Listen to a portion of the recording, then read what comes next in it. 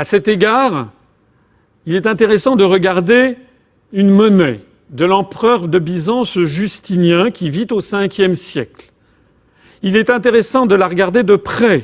Cette pièce de monnaie, c'est un solidus en or qui a été frappé à Constantinople, c'est marqué en dessous. Ce qui est intéressant, c'est de voir sur cette monnaie des objets que l'on va retrouver tout au long de l'histoire. D'abord, on voit un ange qui tient dans sa main gauche, à droite pour nous, l'orbe impérial, c'est-à-dire un globe surmonté d'une croix. C'est le symbole du pouvoir temporel sur l'ensemble de l'univers. Et dans sa main droite, à gauche pour nous, la croix du Christ. C'est le symbole du pouvoir spirituel sur l'ensemble de l'univers. Et donc l'Empire byzantin, l'empereur, va prétendre disposer d'un double pouvoir à la fois temporel et spirituel sur le monde connu, c'est-à-dire sur l'Europe.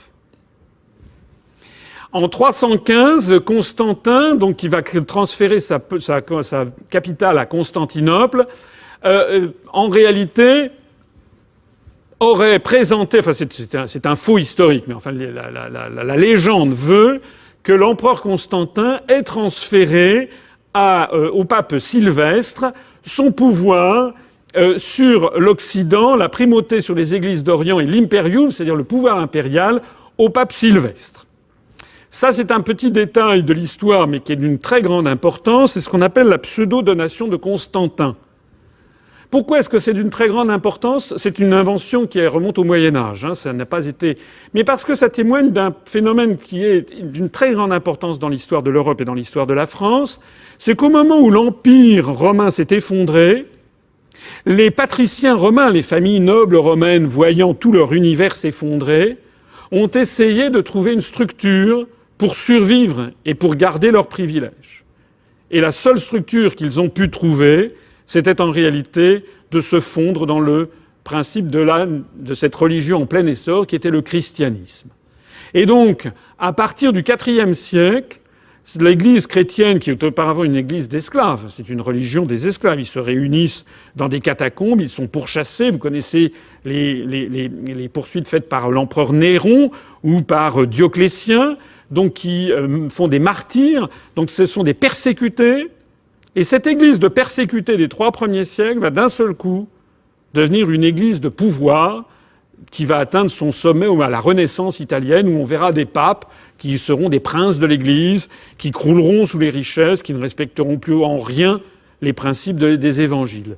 Donc d'où vient cette mutation très importante, et très importante notamment pour l'histoire de France, on va le voir tout à l'heure, eh bien ça vient justement du fait que ce sont les stratégies de carrière, si j'ose dire, les stratégies de survie familiale des patriciens romains qui ont investi l'Église pour essayer de trouver une structure dans laquelle ils pourraient maintenir leur pouvoir. De fait, le pape, qui était auparavant un esclave, le chef des chrétiens, va se fondre dans la titulature de l'empereur. Il va se faire appeler souverain pontife.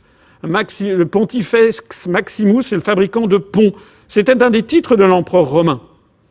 Mais donc il va s'installer, le pape va s'installer dans les palais laissés vides par les empereurs de Rome et va reprendre leur titre.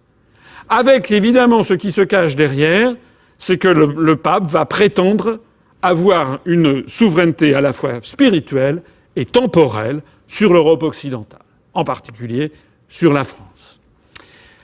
Alors nous voici arrivés en 476 après Jésus-Christ, lorsque le chef ostrogoth Odoacre dépose gentiment Romulus Augustule, le dernier empereur romain. C'est un garçon qui a 16 ans. Il n'est pas massacré, il est envoyé terminer sa vie à Capri. Il y a des fins plus terribles. L'histoire est assez curieuse aussi, puisque la ville de Rome a été fondée par Rémus et Romulus, et le dernier empereur romain s'appelle Romulus. Et donc, l'effondrement de l'Empire romain, qui va laisser un véritable traumatisme dans toute l'Europe pendant des siècles et des siècles, qui va être expliqué comme une vengeance divine par les contemporains, est la première illustration de cette formule que l'on doit au philosophe, à l'historien, Jean-Baptiste du Rosel, « Tout empire périra ». C'est la deuxième leçon de la chouette de Minerve. La grande leçon, c'est que tous les empires périssent. Et on va le voir toute l'histoire est constellée, l'histoire mondiale, d'empires qui prétendaient à l'universalité et qui ont tous disparu.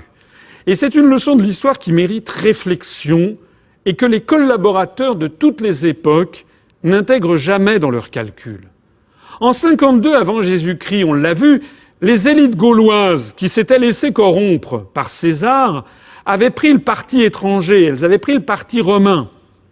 Si on veut être cynique, on peut dire qu'elles finalement elles avaient fait un bon calcul, parce qu'elles avaient 528 ans devant elles avant de voir s'effondrer l'Empire qui avait submergé la Gaule, de moins 52 à plus 476.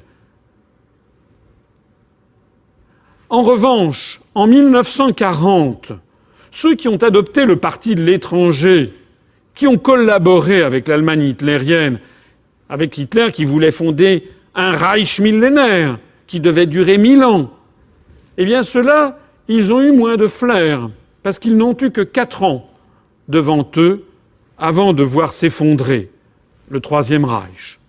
Et donc la question que tous devraient se poser de nos jours, dans combien de temps va s'effondrer l'empire qui veut nous asservir ?